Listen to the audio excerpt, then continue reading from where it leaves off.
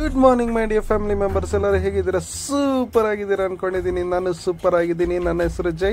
ಇವತ್ತಿನ ಬ್ಲಾಗ್ ನಾನು ಸ್ಟಾರ್ಟ್ ಮಾಡ್ತಾ ಇದ್ದೀನಿ. ಸೊ ಗೈಸ್, ಅದಕ್ಕಿಂತ ಮುಂಚೆ ಇವಾಗ ಏನು ನೋಡ್ತಾ ಇದ್ದೀರಲ್ಲ, ಇದು ಹಾಸನಲ್ಲಿದ್ದೀನಿ. ಸೊ ಇವತ್ತು ಶನಿವಾರ ಬೇರೆ. ಸೊ ಆಸಾಮಾಗಿರ್ದು ಇವತ್ತಿನ ಮಾರ್ನಿಂಗ್ ಸ್ಟಾರ್ಟ್ ಮಾಡೋಣ ಬನ್ನಿ. ಸೊ ಗೈಸ್, ಇವತ್ತಿನ ಟಾಪಿಕ್ ಬಗ್ಗೆ ನಾನು ಆಮೇಲೆ ಮಾತಾಡ್ತೀನಿ. ಆಲ್ರೆಡಿ ನಿಮಗೆಲ್ಲ ಗೊತ್ತಾಗಿರುತ್ತೆ, ಟೈಟಲಲ್ಲಿದೆ. ಸೊ ಗೈಸ್, ಇವತ್ತಿನ ವಿಷಯ, ನಾನು ಮೈಸೂರಿಂದ ಬಂದು ಇವಾಗ ಆಲ್ರೆಡಿ 1 ಡೇ ಆಯಿತು. ಮೈಸೂರಲ್ಲಿದ್ದೆ. ಮೈಸೂರಿಂದ ಹಾಸನ್ಗೆ ರೀಚ್ ಆಗಿದ್ದೀನಿ.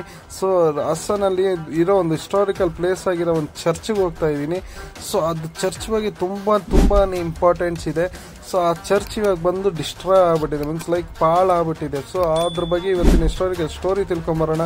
ಸೊ ಅದಕ್ಕಿಂತ ಮುಂಚೆ ನಾನು ಕರ್ನಾಟಕ ಸಂಗಮ ಸೀರೀಸ್ನ ಇನ್ನೂ ಹೆಚ್ಚಿಗೆ ಸಪೋರ್ಟ್ ಅಂತೂ ಕೇಳ್ತಾ ಇರ್ತೀನಿ.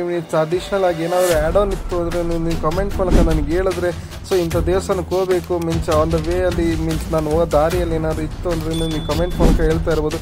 ನಾನು ಆದಷ್ಟು ಬೇಗ ಕವರ್ ಮಾಡ್ಬಿಟ್ಟು ನೀವು ಮುಂದಕ್ಕೆ ಇಡ್ತೀನಿ. ಸೊ ಗೈಸ್, ಅದೇ ಥರ ನನಗೆ ಯಾರ್ಯಾರು ನನ್ನ ಚಾನಲ್ ಇನ್ನೂ ಸಬ್ಸ್ಕ್ರೈಬ್ ಆಗಿಲ್ಲ ಲೈಫ್ ಮೇಕ್ ಚೇಂಜರ್ಗೆ, ಸೊ ಆದಷ್ಟು ಬೇಗ ಹೋಗಿ ಸಬ್ಸ್ಕ್ರೈಬ್ ಆಗಿ. ಫ್ರೆಂಡ್ಸ್, ಫ್ಯಾಮಿಲಿ ಮೆಂಬರ್ಸ್ ಎಲ್ಲರಿಗೂ ತಿಳಿಸ್ತಾ ಇರಿ. ಸೊ ಬನ್ನಿ, ಇವತ್ತಿನ ಟಾಪಿಕ್ ಬಗ್ಗೆ ಮಾತಾಡ್ತೀನಿ. ಇದಿರೋದು ಒಂದು ಶೆಟ್ಟಹಳ್ಳಿ ಅನ್ನೋ ಕಡೆ. ಇಲ್ಲಿಂದ ಒಂದು 30 ಕಿಲೋಮೀಟರ್ಸ್ ಇದೆ. 30 ಕಿಲೋಮೀಟರ್ಸ್ ಅಲ್ಲಿರೋ ಒಂದು ಶೆಟ್ಟಹಳ್ಳಿ ಅನ್ನೋ ಕಡೆ ರೋಸರಿ ಚರ್ಚ್ ಅಂತ. ಸೊ ಆ ದೇವಸ್ಥಾನ ಚರ್ಚ್ ಬಗ್ಗೆನೇ ಇವತ್ತಿನ ಸ್ಟೋರಿ ಆಗಿರುತ್ತೆ. ಬನ್ನಿ ನೋಡ್ಕೊಂಬರೋಣ. ಹಾಸನಿಂದ ಶೆಟ್ಟಹಳ್ಳಿ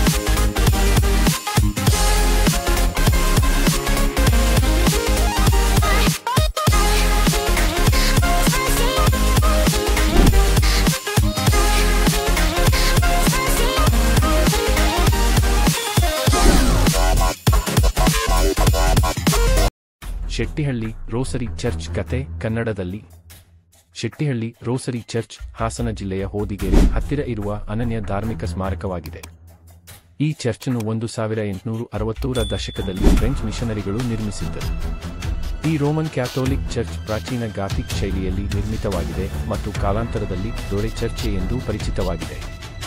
ಈ ಚರ್ಚ್ ಹಿಂದಿನ ಕಾಲದಲ್ಲಿ ಶೆಟ್ಟಿಹಳ್ಳಿ ಹಳ್ಳಿ ಮತ್ತು ಸುತ್ತಮುತ್ತಲ ಜನರಿಗೆ ಧಾರ್ಮಿಕ ಕೇಂದ್ರವಾಗಿತ್ತು.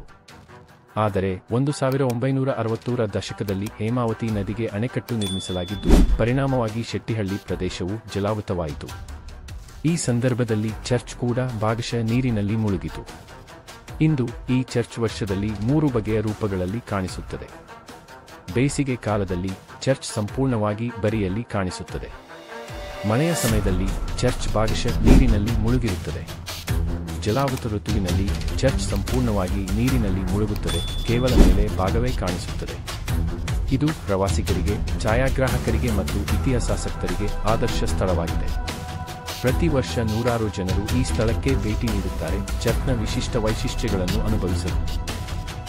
ಶೆಟ್ಟಿಹಳ್ಳಿ ರೋಸರಿ ಚರ್ಚ್ ಒಂದು ಜೀವಂತ ಇತಿಹಾಸ. ಹಳ್ಳಿ ರೋಸರಿ ಚರ್ಚ್ ಶೆಟ್ಟಿ ಫ್ರೆಂಚ್ ಮಿಷನರಿಗಳು 1860ರ ಪ್ರಸ್ತುತದಲ್ಲಿ ನಿರ್ಮಿಸಿದರು. ಆ ಪ್ರದೇಶವು ಬೃಹತ್ ಗ್ರಾಮ ಪ್ರದೇಶವಾಗಿತ್ತು. ಈ ಕಾಲದಲ್ಲಿ ಕ್ರೈಸ್ತ ಕುಟುಂಬಗಳು ಇಲ್ಲೇ ನೆಲೆಸಿದ್ದು. ಚರ್ಚ್ನ ಧ್ಯೇಯ ಶ್ರದ್ಧೆ, ಪ್ರಾರ್ಥನೆ ಹಾಗೂ ಸಮುದಾಯ ಸೇವೆಗೆ ನಿಲುಕಿತ್ತು. ವಾಸ್ತುಶೈಲಿ ಆರ್ಕಿಟೆಕ್ಚರ್. ಈ ಚರ್ಚ್ ಸಂಪೂರ್ಣವಾಗಿ ಗಾಥಿಕ್ ಶೈಲಿಯಲ್ಲಿ ನಿರ್ಮಾಣವಾಗಿದೆ. ಎತ್ತರದ ಬಿಲ್ಲು ಗೋಪುರಗಳು, ಡೊಳ್ಳು ಬಿರುಕು ಗಾಜು ಕಿಟಕಿಗಳು ಮತ್ತು ಮೆಟ್ಟಿಲುಗಳ ವಿನ್ಯಾಸವು ಪಾಶ್ಚಾತ್ಯ ಧಾರ್ಮಿಕ ಕಟ್ಟಡ ಶೈಲಿಯ ಪ್ರತೀಕವಾಗಿದೆ. ಅಂದಿನ ಕಾಲದಲ್ಲಿ ಇದೊಂದು ಶಿಲ್ಪಕಲೆಯ ಅದ್ಭುತ ಮಾದರಿಯಾಗಿತ್ತು. ಮುಳುಗಿದ ಚರ್ಚ್ ಒಂದು ಅಪರೂಪದ ದೃಶ್ಯ. 1960ರಲ್ಲಿ ಹೇಮಾವತಿ ನದಿಗೆ ಅಣೆಕಟ್ಟು ಕಟ್ಟಿದ ನಂತರ ಈ ಚರ್ಚ್ ವ್ಯವಸ್ಥೆ ಅಥವಾ ಸಂಪೂರ್ಣವಾಗಿ ನೀರಿನಲ್ಲಿ ಮುಳುಗುವ ಸ್ಥಿತಿಗೆ ಬಂತು. ಇದು ಡೂಬೆ ಚರ್ಚ್, ಡ್ರೋನಿಂಗ್ ಚರ್ಚ್ ಎಂಬ ಹೆಸರಿನಿಂದಲೂ ಪ್ರಸಿದ್ಧವಾಗಿದೆ. ಪೂರೈಕೆಗೆ ಮರುಳಾಗಿಸುವ ಸ್ಥಳ. ಮಳೆಯ ಹಂಗಾಮಿನಲ್ಲಿ ನೀರಿನಲ್ಲಿ ತೇಲುತ್ತಿರುವ ಚರ್ಚ್ ಎಷ್ಟೋ ಛಾಯಾಗ್ರಾಹಕರ ಕನಸಾಗಲಿದೆ. ಆರಂಭದಲ್ಲಿ ನೀರು ಓಡಿದ ನಂತರ ನೀವು ಚರ್ಚ್ ಒಳಗೆ ಕಾಲಿಟ್ಟು ನೋಡುವ ಅವಕಾಶ ಪಡೆಯಬಹುದು. ಇಲ್ಲಿ ಅಸ್ತಿತ್ವದಲ್ಲಿರುವ ಕೇವಲ ಗೋಡೆಗಳು ಮತ್ತು ಉಳಿದಿರುವ ಹಡಗು ಶಿಲ್ಪಗಳು ಸಹನೆಗೆ ಸಾಕ್ಷಿಯಂತಿವೆ. ಸಿನೆಮಾ ಹಾಗೂ ಫೋಟೋ ಶೂಟ್ ಲೊಕೇಶನ್. ಈ ಚರ್ಚ್ನಲ್ಲಿ ಹಲವಾರು ಕನ್ನಡ ಹಾಗೂ ದಕ್ಷಿಣ ಭಾರತ ಚಿತ್ರಗಳು ನಡೆದಿವೆ. ಹೊಸದಾಗಿ ಮದುವೆಯಾದ ದಂಪತಿಗಳು ಅಥವಾ ನೆನಪಿನ ಫೋಟೋಶೂಟ್ಗಾಗಿ ಸಹ ಬಹಳ ಜನಪ್ರಿಯವಾಗಿದೆ. ಸ್ಥಳ ತಲುಪುವ ದಾರಿ. ಸ್ಥಳ ಶೆಟ್ಟಿಹಳ್ಳಿ ಗ್ರಾಮ, ಹಾಸನ ಜಿಲ್ಲೆ, ಕರ್ನಾಟಕ. ಹಾಸನದಿಂದ ದಾರಿ ಸುಮಾರು 22 ಕಿ.ಮೀ. ದೂರದಲ್ಲಿದೆ. ನಿಕಟ ಸಂಬಂಧಿ ನಿಲ್ದಾಣ ಹಾಸನ ನಿಲ್ದಾಣ. ನಿಕಟ ವಿಮಾನ ನಿಲ್ದಾಣ ಮೈಸೂರು ಅಥವಾ ಬೆಂಗಳೂರು. ಸೂಚನೆ: ಮಳೆಯ ಕಾಲದಲ್ಲಿ ತೆರಳಿದರೆ ಚರ್ಚ್ ಅಥವಾ ಸಂಪೂರ್ಣ ನೀರಿನಲ್ಲಿ ಮುಳುಗಿರಬಹುದು, ಹೀಗಾಗಿ ಬೋಟ್ ಮೂಲಕ ನೋಡಬೇಕಾಗಿದೆ. ವಿಶೇಷವೆಂದು ತಿಳಿಯಬೇಕಾದ ತಥ್ಯಗಳು: ಇಲ್ಲಿ ಯಾವುದೇ ಅಧಿಕೃತ ಪೂಜೆ ಅಥವಾ ಧಾರ್ಮಿಕ ಚಟುವಟಿಕೆ ನಡೆಯುವುದಿಲ್ಲ. ಈಚಿನ ಚರ್ಚ್ ಅನ್ನು ಕಾಪಾಡುವ ನಿರ್ವಹಣಾ ಚಟುವಟಿಕೆಗಳು ನಡೆಯುತ್ತಿವೆ. ಇಲ್ಲಿ ಪ್ರವೇಶ ಶುಲ್ಕವಿಲ್ಲ. ಶೆಟ್ಟಿಹಳ್ಳಿ ರೋಸರಿ ಚರ್ಚ್ ಭಕ್ತಿಯ ಹನಿಗಳಲ್ಲಿ ಮುಳುಗಿದ ಕಲೆಯ ದೇವಾಲಯ. ಶೆಟ್ಟಿಹಳ್ಳಿ ರೋಸರಿ ಚರ್ಚ್ ಭಕ್ತಿಯ ಭಾವನೆ, ಕಾಲದ ಕಣಜ. ಒಂದು ಚರ್ಚ್ ಆಗಿದ್ದೆವು, ಈಗ ನೆನಪಾಗಿದೆ. ಇದು ಕೇವಲ ಕಟ್ಟಡವಲ್ಲ, ಶತಮಾನದ ಹಿಂದೆ ಇಲ್ಲಿ ಶ್ರದ್ಧೆಯ ಸವಿಯಾದ ಪ್ರಾರ್ಥನೆಗಳು ಕೇಳುತ್ತಿದ್ದವು. ಪ್ರತಿದಿನವೂ ಜನರು ಶಾಂತಿ ಮತ್ತು ಭಕ್ತಿಯಿಂದ ಪ್ರಾರ್ಥಿಸಲು ಬರುವ ದಿನಗಳು ಇಂದು ಅದರ ಪ್ರತಿಧ್ವನಿ ಮಾತ್ರವೇ ಉಳಿದಿವೆ. 2 ಗಂಟೆಗಳ ನಾದ. ಈಗ ನೀರಿನಲ್ಲಿ ಮೌನ. ಅಲ್ಲಿ ಬಿದ್ದಿರುವ ಪ್ರತಿ ಕಲ್ಲು, ಗೋಡೆ, ಕುರ್ಚಿ, ಜಾಣರುಗಳ ಕಿಟಕಿ, ಇವು ಎಲ್ಲವೂ ಒಂದು ಕಾಲದಲ್ಲಿ ಜೀವಂತವಾಗಿದ್ದವು. ಈಗ ಅವು ಜಲದ ಅಡಿಯಲ್ಲಿ ತಂಪಾಗಿ ನಿದ್ರೆ ಮಾಡುತ್ತಿವೆ, ಆದರೆ ಸ್ಮರಣೆಯಲ್ಲಿ ಜೀವಂತವಾಗಿವೆ. ಕಥೆಗಳ ಹಿನ್ನೆಲೆಗಳು: ಜನರ ಮಾತುಗಳ ಪ್ರಕಾರ ಮಳೆಗೆ ಮುಳುಗಿದ ನಂತರವೂ ಕೆಲವರು ಚರ್ಚ್ ಬಳಿ ಬಂದು ತಾಯಿ ಮೇರೆಗೆ ಪ್ರಾರ್ಥಿಸುತ್ತಿದ್ದರು. ಕೆಲವು ಹಿರಿಯರು ಹೇಳುವ ಕತೆ: ಮಳೆಯ ತೀವ್ರ ಕಾಲದಲ್ಲಿ ಚರ್ಚ್ನ ಮಸ್ತಕ ಭಾಗ ಮಾತ್ರ ಬಾಹ್ಯವಾಗಿ ಕಾಣಿಸುತ್ತಿತ್ತು, ಆದರೆ ಆ ಕ್ಷಣದಲ್ಲಿ ಕಾಣುವ ಪ್ರಕಾಶ ಈಡಿಸಲಾರದ ಶಕ್ತಿ ನೀಡಿತಂತೆ. ನಿಮ್ಮ ಯೂಟ್ಯೂಬ್ ವಿಡಿಯೋಗಾಗಿ idea. Video title: idea Kannada. ನೀರಿನ ಅಡಿಯಲ್ಲಿ ಮೌನವಾಗಿ ನಿಂತಿರುವ ದೇವಾಲಯ, ಶೆಟ್ಟಿಹಳ್ಳಿ ರೋಸರಿ ಚರ್ಚ್ ಕತೆ. ಶ್ರದ್ಧೆಯ ನೆನಪಿನಲ್ಲಿ ಮುಳುಗಿದ ಚರ್ಚ್, ಒಂದು ಜೀವಂತ ಜಲಕತೆ. Fact, emotion mix. ವೀಕ್ಷಕರಿಗೆ ತಟ್ಟುವ ಡೈಲಾಗ್: ಈ ಚರ್ಚ್ ಕಲ್ಲಿನಿಂದ ನಿರ್ಮಿತವಲ್ಲ, ಈ ಚರ್ಚ್ ನಂಬಿಕೆಯಿಂದ ನಿರ್ಮಿತವಾಗಿದೆ. ಆದರೆ ಇಂದು ಕಾಲದ ಮುಸುಕಿನಲ್ಲಿ ಮುಳುಗಿ ಇತಿಹಾಸದ ಬಿರುಕುಗಳಲ್ಲಿ ಶಾಂತವಾಗಿ ನಿಂತಿದೆ. ಹೌದು, ದೇವಾಲಯಗಳು ಕಟ್ಟಡಗಳು ಅಲ್ಲ, ಅವು ಭಾವನೆಗಳ ನೆಲೆಗಳಾಗಿವೆ. 3 ಕಾಲದ ಪ್ರತೀಕವೋ? ಪ್ರೀತಿ ಉರಿಯೋ? ಅದೇ ಮಣ್ಣಿನಲ್ಲಿ ಜನಿಸಿದವರು, ಅದೇ ಜಾಗದಲ್ಲಿ ಪ್ರಾರ್ಥಿಸಿದವರು, ಹಾಗೆಯೇ ಕಾಲದಲ್ಲಿ ನಕಲಾಗಿ ಬಾಕಿ ಇರುವ ದೇವಾಲಯ ಈ ಚರ್ಚ್. ಇದು ಕೇವಲ ಧಾರ್ಮಿಕವಾಗಿ ಅಲ್ಲ, ಮಾನವ ಭಾವನೆ, ನಂಬಿಕೆ ಮತ್ತು ಕಾಲಚಕ್ರದ ಸಂಕೇತವಾಗಿ ಉಳಿದಿದೆ. 4 ಶೆಟ್ಟಿಹಳ್ಳಿ ತಾಯಿಯ ಹತ್ತಿರವಿದ್ದ ಪಾಪ ಪರಿಹಾರದ ನೆಲೆ.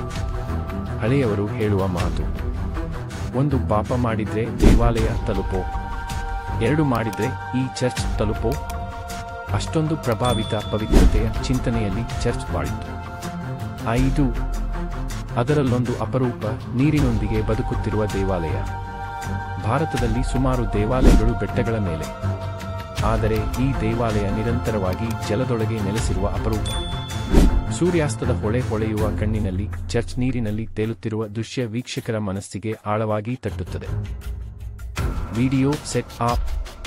Drone shot. ನೀರಿನಲ್ಲಿ ಚರ್ಚ್ ಕಾಣಿಸಿಕೊಳ್ಳುವ ದೃಶ್ಯ. ವಿಡಿಯೋ ಓಪನಿಂಗ್ ಡೈಲಾಗ್ ಭಾವದಿಂದ: ಇದು ಪ್ರಾರ್ಥನೆಯ ಸ್ಮಾರಕವಲ್ಲ, ಇದು ಪ್ರೇಮ, ನಂಬಿಕೆ ಮತ್ತು ನೆನಪಿನ ಸಮಾಧಿ. ಮಧ್ಯಭಾಗದಲ್ಲಿ ಜಲದೊಳಗಿನ ಚಿತ್ರಗಳು, ಮಳೆಯಲ್ಲಿರುವ ಶಾಟ್ಗಳು.